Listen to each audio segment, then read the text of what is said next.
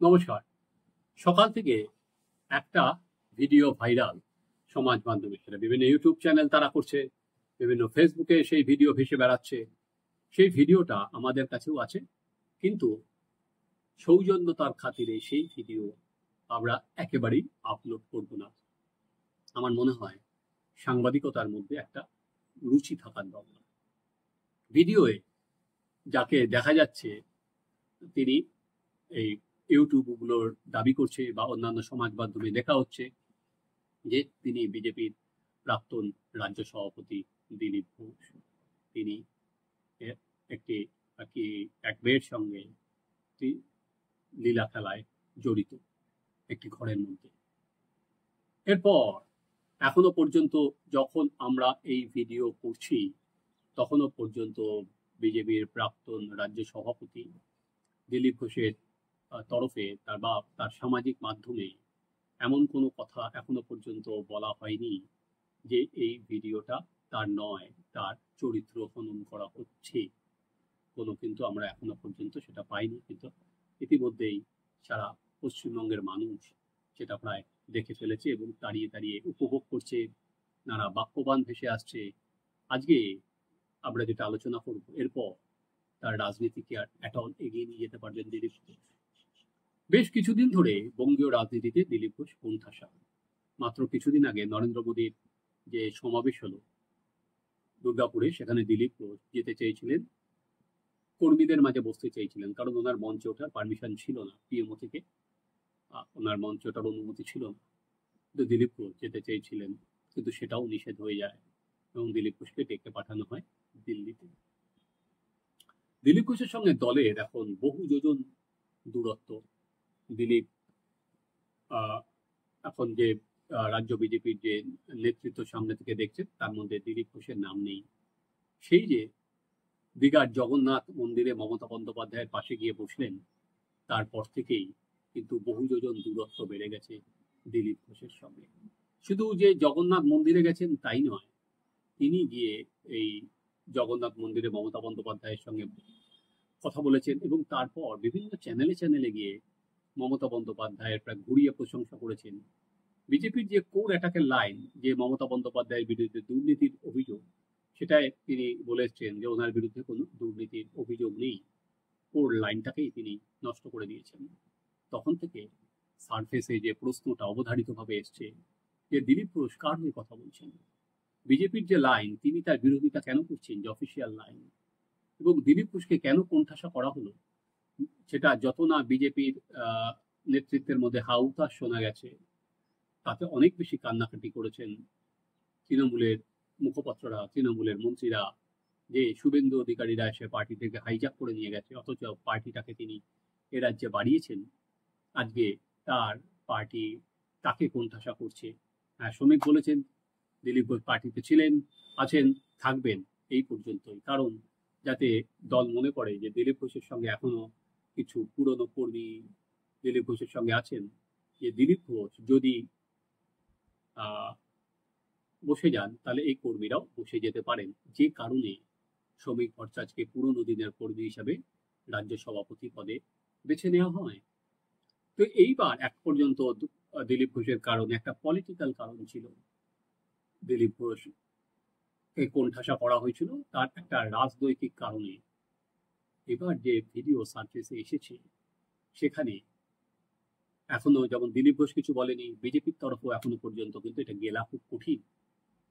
তাদের প্রাক্তন রাজ্য সভাপতি, প্রাক্তন জাতীয় সহ সভাপতি, তার ভিডিও এরকম ভাবে ঘুরে বেড়াচ্ছে, কিন্তু কেউ কোনো মুখ খুলতে পারছেন না। কিন্তু এটা ঠিক যে খুব বিড়ম্বনা, মারাত্মক। তো এই জায়গায় দাঁড়িয়ে দিলীপ ঘোষ কিভাবে আগামী দিনের রাজনীতি টেনে নিয়ে যাবেন, দল তাকে কিভাবে টানবে, বা দিলীপ ঘোষ যেখান থেকে বিজেপিতে এসছেন সেই রাষ্ট্রীয় স্বয়ংসেবক সংঘ বা এরপরে সত্যি কিছু বলার থাকে। কারণ দিলীপ ঘোষের সবসময় যে ভাবমূর্তি তিনি গড়তে চাইছিলেন প্রায় এক প্রকার দলের ওপরে। তিনি 2019 এবং 2021-এ বিজেপিকে বাড়াতে প্রচুর সাহায্য করেছিলেন, বিজেপিকে তিনি এগিয়ে নিয়ে গিয়েছিলেন। তার অবর্তমানে দলটা কোথায় ছিল, আজকে কোথায় এসে পড়েছে, নানা কাণ্ড উনি করেছেন। এবং নিজেকে সবসময় দলের উপর রাখতে তিনি চেয়েছিলেন, অ্যাজ ইফ তিনি একাই তৃণমূলকে বুঝে নেবেন। তিনি বলতেন, গলায় বিরোধীদের পা দিয়ে আমি রাজনীতি করি। একটা বেশ হিম্যান টাইপের তিনি ইমেজ করেছিলেন, যেরকম আমরা দেখেছিলাম যে দিবার সিনেমাতে অমিতাভ বচ্চনের একটা ইমেজ আছে যে সব অন্যায়ের বিরুদ্ধে তিনি লড়েন, সেরকম একটা ইমেজ দিলীপ ঘোষ নিজেকে সেট করেছিলেন। এবং তারপর দলের মধ্যে তার একটা ভাবমূর্তিও তৈরি হয়েছিল। সেই লোকে তো জানে না যে পর্দার সামনে কি হয় আর পর্দার পেছনে কি হয়। তাই দিলীপ ঘোষ যত তাকে সামনে রাখা হবে, এরপরে যদি দল ভাবেও তাহলে কি কর্মীরা নেবে, কর্মীদের মধ্যে ওনার যে ইমেজ ছিল সেটাও তো একদমই সেটা ভেঙে চুরমার হয়ে গেল। উনি কি নিজে পারবেন আর সেটা টেনে নিয়ে যেতে? দুদিন আগেও তিনি কিন্তু বলেছিলেন যে তিনি যা দল যা কাজ দেবে তিনি তৈরি আছেন, হুইসেল বাজালেই তিনি মাঠে নেমে পড়বেন। তিনি ডুগডুগি বাজাচ্ছেন। কিভাবে মিডিয়ার খবরে থাকতে হয় দিলীপ দার থেকে কেউ ভালো জানে না। তাই এই জায়গায় দাঁড়িয়ে দল তাকে কি এটল আর ডাকবে? কারণ যার সঙ্গে এই ভিডিও সার্ফেসে এসেছে সেই মহিলা তো আর কোনোদিন প্রকাশ্যে আসবে না, বা আসা সম্ভব নয়। তাই নানা রকম গল্প বাজারে কিন্তু ঘুরে বেড়াবে, কে কি কেন কিভাবে। সেক্ষেত্রে দিলীপ দার কোনো রাজনৈতিক কর্মকাণ্ড বিজেপি বিপদ কয়েক গুণ বাড়িয়েই দেবে।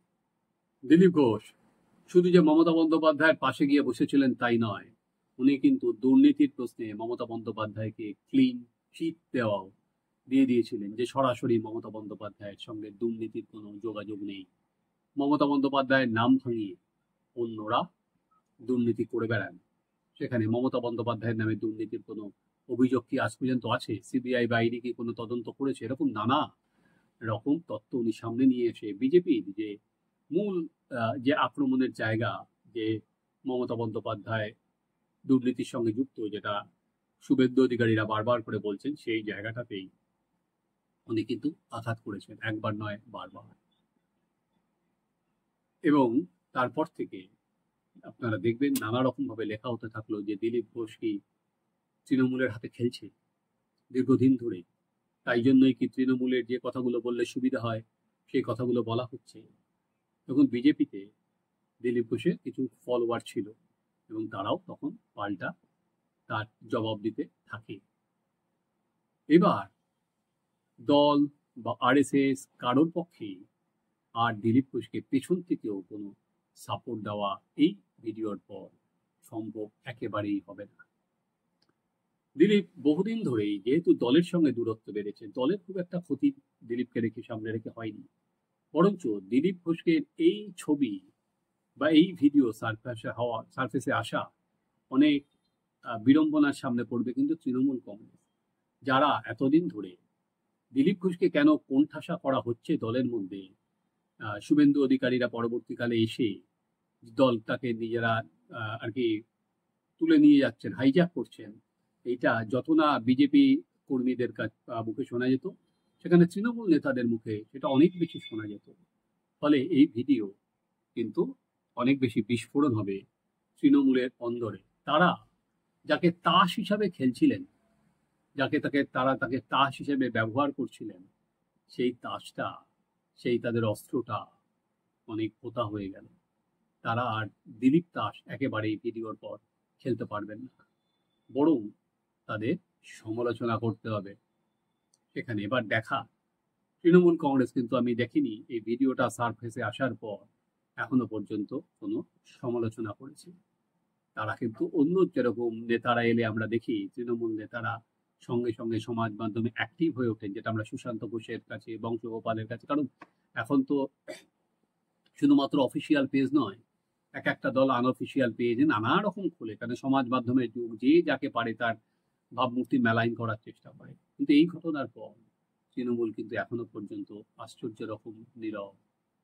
তৃণমূলের যারা মুখপত্র আছে, যারা পান থেকে বিজেপির চুন খসলে রে রে রে করে ময়দানে নেমে পড়ে, তারাও কিন্তু এখনো পর্যন্ত দিলীপ ঘোষ যেমন চুপ আছেন, তৃণমূলেরও সেরকম কিন্তু চুপ আছেন। যারা দিলীপ ঘোষের ফলোয়ার, কিছু কিছু হয়তো এখনো নানা জায়গায় লিখে বেড়াচ্ছেন, না আমরা এটা বিশ্বাস করি না, দিলীপ দা এই কাজ করতে পারেন না। কিন্তু তারা যাকে মনে করেছিলেন যে তাদের সামনে দাঁড়িয়ে নেতৃত্ব দেবেন, তারা যাকে মনে করেছিলেন যে হিন্দুত্বের আর কি ধ্বজাটা যে বহন করে এগিয়ে নিয়ে যাচ্ছে, তাকে কিছু মুখ খুলতে হবে, তাকে সার্ফেসে আসতে হবে। তারপরে রাজনীতিতে টিকে থাকা তো পরের প্রশ্ন, না হলে কিন্তু সেটাও পারবে না। এবং যার সঙ্গে এই ভিডিও হয়েছে, আহ, ফলে সেই মহিলা, তার পরিচয়ও কোনোদিন সামনে আসবে না। ফলে যেটা হবে, রাজনীতির বাজারে নানা নাম ভেসে বেড়াবে। সেখানে দাঁড়িয়ে দিলীপ ঘোষের এই আহ, যে ভাবমূর্তি, যেখানে যেটা উনি বলেন যে আমি বিরোধীদের গলায় পা দিয়ে রাজনীতি করি, যিনি একটা ইমেজ বানিয়েছিলেন যে angry image, angry young man, যেটা আমরা বলতে পারেন ওই 70-এর দশকে দেখেছিলাম যে একটা অ্যাংরি ইয়ং ম্যান ক্রিয়েট করা হয়েছিল অমিতাভ বচ্চনের মধ্যে দিবার সিনেমার মাধ্যমে। তেমনি এখানেও নিজে কিন্তু এক অন্যায়ের বিরুদ্ধে, তৃণমূলের জুলুমের বিরুদ্ধে, হিন্দুদের আক্রমণের বিরুদ্ধে নিজের একটা ব্র্যান্ড বা ভাবমূর্তি দিলীপ ঘোষ নিজেই ক্রিয়েট করছিলেন। প্রথমত দলের মধ্যে কোণঠাসা দিনের পর দিন, এবং তারপর এই ভিডিও ভাইরাল হওয়ার পর তার রাজনীতির যে জমি, সেটা একেবারেই যারা এটা ভিডিওটা সার্ফেসে নিয়ে এসছে তার তলা থেকে কিন্তু টেনে নিয়েছে। এবার দলের মধ্যে চর্চা হতে পারে কে সার্ফেসে নিয়ে এলো। দিলীপ ঘোষ হয়তো মুখে ভাবতে পারেন যে এই কালিদাস কারা, কোন পক্ষ থেকে করলো, সেটা ভাবনা তো তাকে বাড়ির চৌহদ্দির মধ্যেই ভাবতে হবে। আপাতত যদি তিনি মুখ না খোলেন, এবং মুখ খুললেও সেটা যদি যথেষ্ট গ্রহণযোগ্য কোনো জবাব না হয়, তাহলে আপাতত বলা যেতে পারে রাজনীতির দি এন্ড। আপনারা দেখতে থাকুন আমাদের চ্যানেল সাবস্ক্রাইব করুন, আপনাদের মতামত জানান।